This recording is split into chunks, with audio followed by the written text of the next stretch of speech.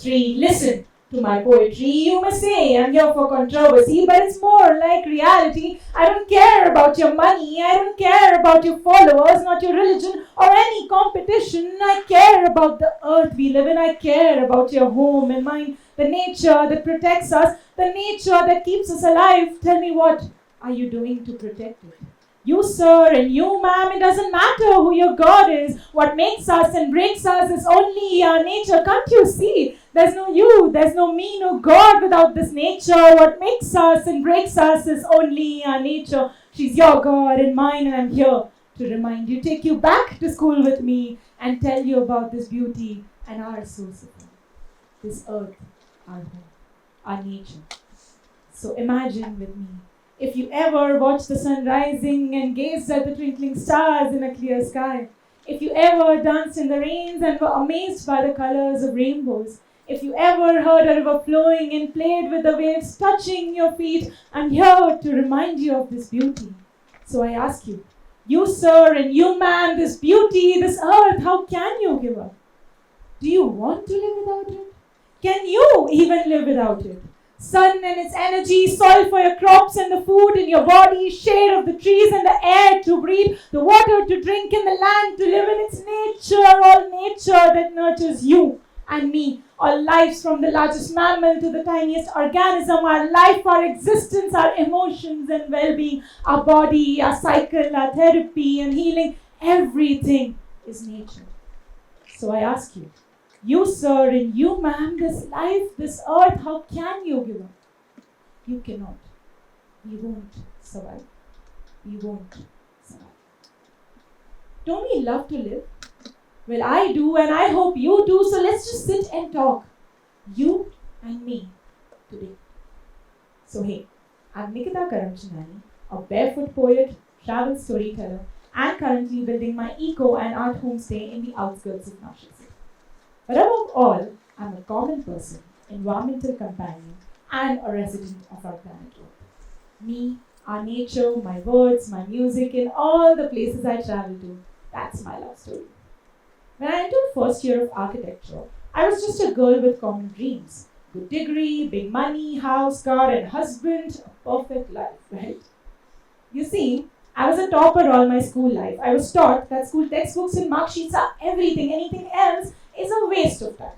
So even though I've always been a person with multiple passions, I looked at it as something insignificant or worse, as my weakness.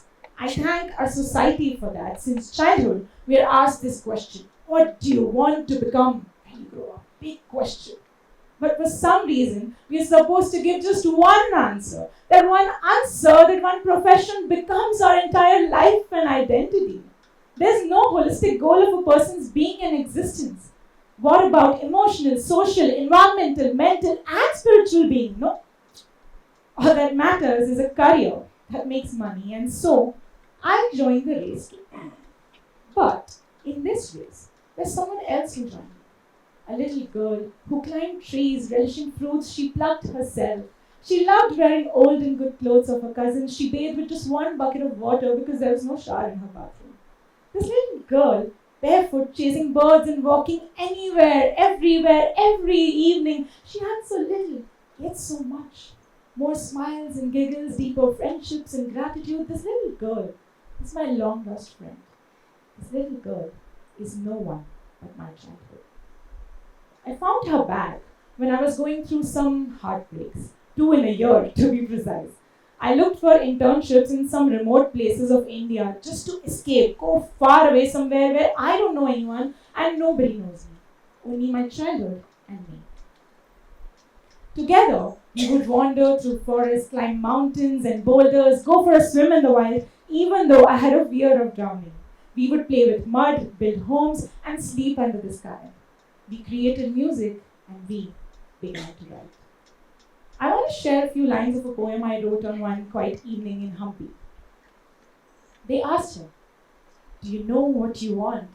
Go find yourself and discover who you are. She starts with a journey, a quest of herself, and walks with the nature to discover that she's herself. like a drop of rain on the barren land, like winds of the sail for a lost man, like a canopy of stars when the darkness surrounds. She's that inner light which outshines the world around. Nature is becoming my solace and my strength in the world where I lost myself. She was becoming my best friend, my partner. I guess when you lose love in one form, you find one in another, and I found mine in nature, and I don't want to lose my nature ever. So it ached my heart when on this journey I observed up north in summers there was water scarcity, down south in monsoons there were floods. People either walking miles in search of water or getting washed away in the floods, all mostly because of rapid and irresponsible urbanization and tourism. It ached my heart we humans are destroying our nature and creating our own suffering. But on the other hand, I was interning with late respected DD contractor in Sidbali and Ms. Shama Pawar in Hampi. Two very inspirational women, proudly donning local handmade fabrics using solar energy for food, educating and empowering locals and the youth, and building homes with natural materials, mud and stone. Something I'd never seen so closely.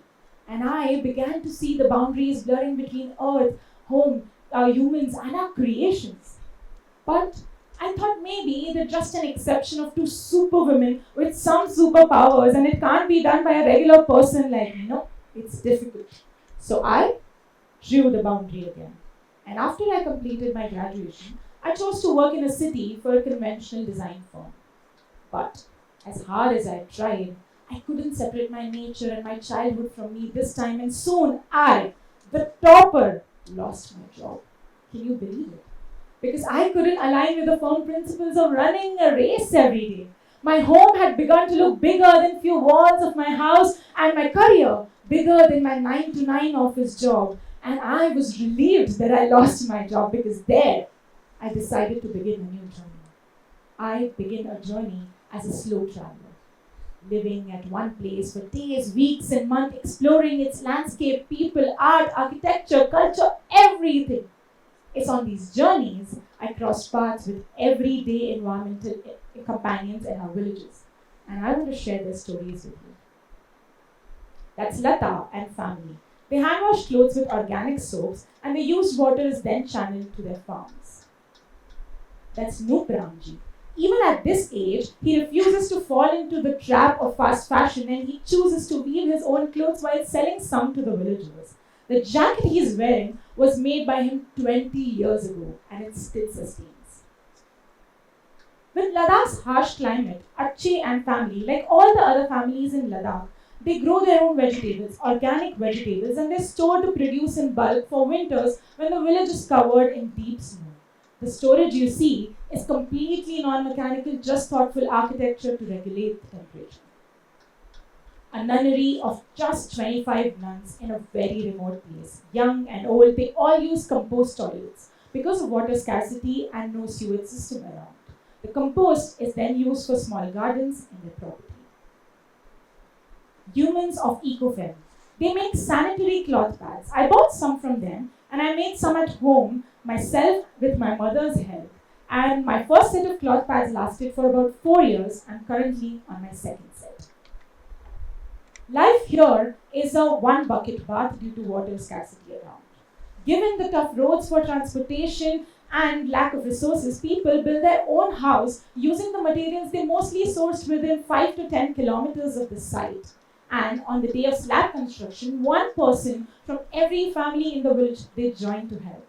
After an intense day, they do a good celebration with a feast. Women in the Kishkinda Trust.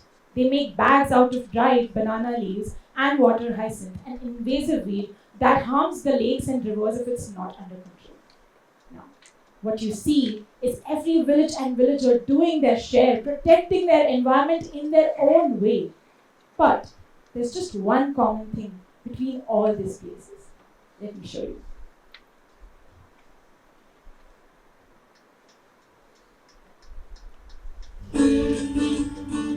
A slow life.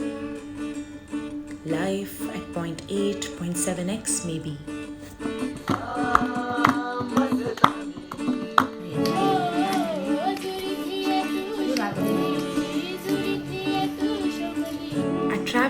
months with my backpack of just 8 pairs of clothes, exploring most of the villages on my feet. It made me realize I don't need as much as I believed.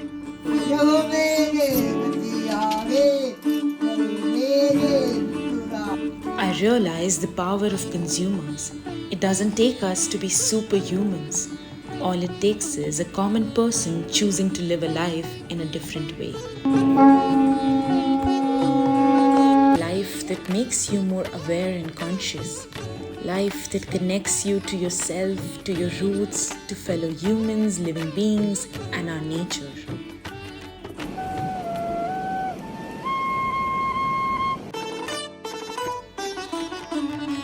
Why else the air we breathe in these places feels cleaner? Why else our body feels healthier? Why else our heart feels happier and more content?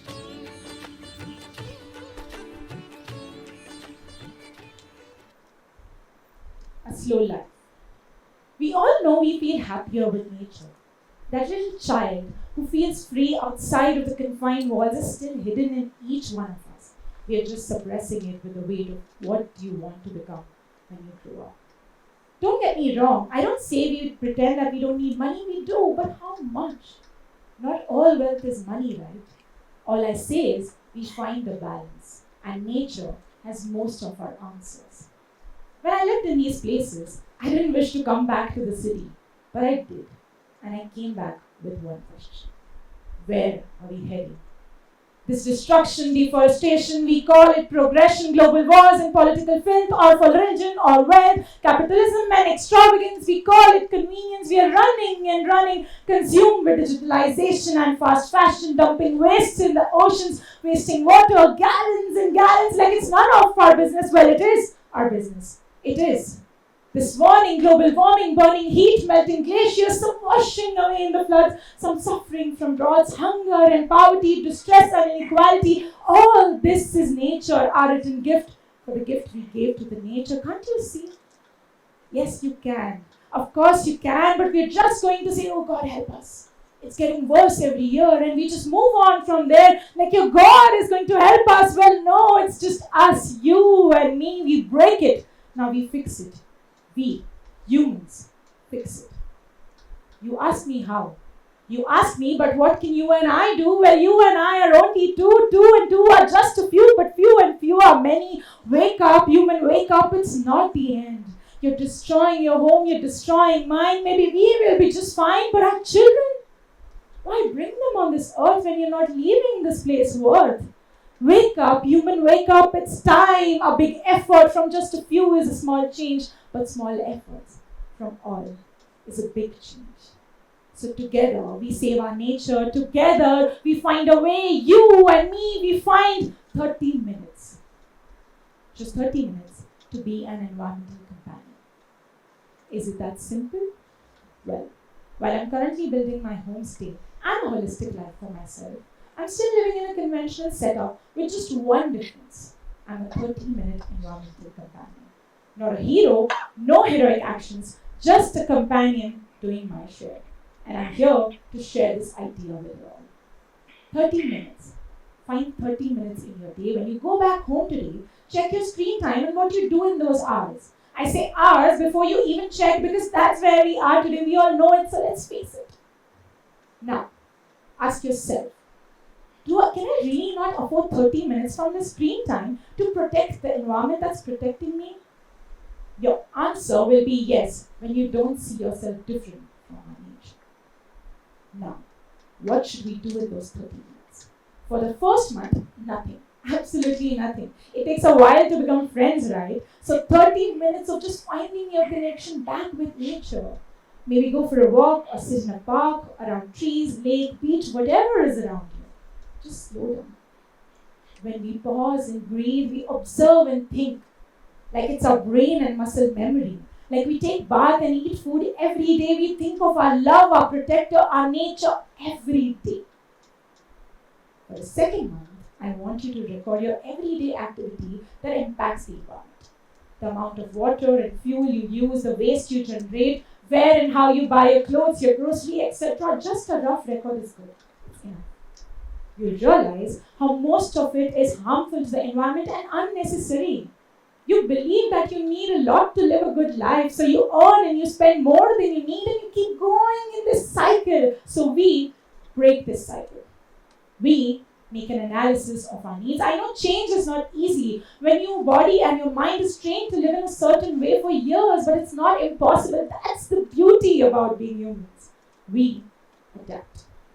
And now we begin to spend our 30 minutes to nurture and nourish our relationship with nature. You ask me again how I know, so hear me out. 30 minutes. Pick your way or ways, 1, 2, or 3. It doesn't have to be many, just a few that fit your day. Raise your voice when it's wrong, just 5 seconds to tell someone, hey, please don't litter. 10 minutes to walk that short distance you use your bike for, 1 minute to take your cloth bag along, to take your reusable cutlery, to pick your washable napkin, to fill a bottle, not single-use plastic. 20 minutes to plant a plant or two, to educate a few days in a week. Say no to shower, say yes to 5 minutes of filling a bucket of water.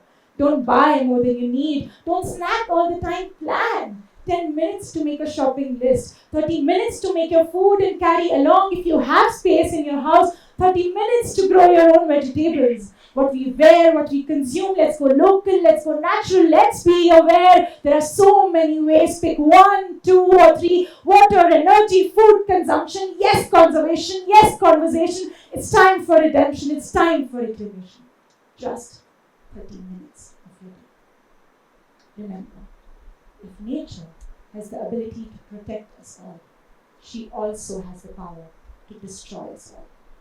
What makes us and breaks us is only our nature. She's your God and mine. And I'm here to remind you, take you back to school with me and tell you about this beauty and our source of life. This earth, our nature, our hope. Please, let's not give up. Let's not give up. Thank you.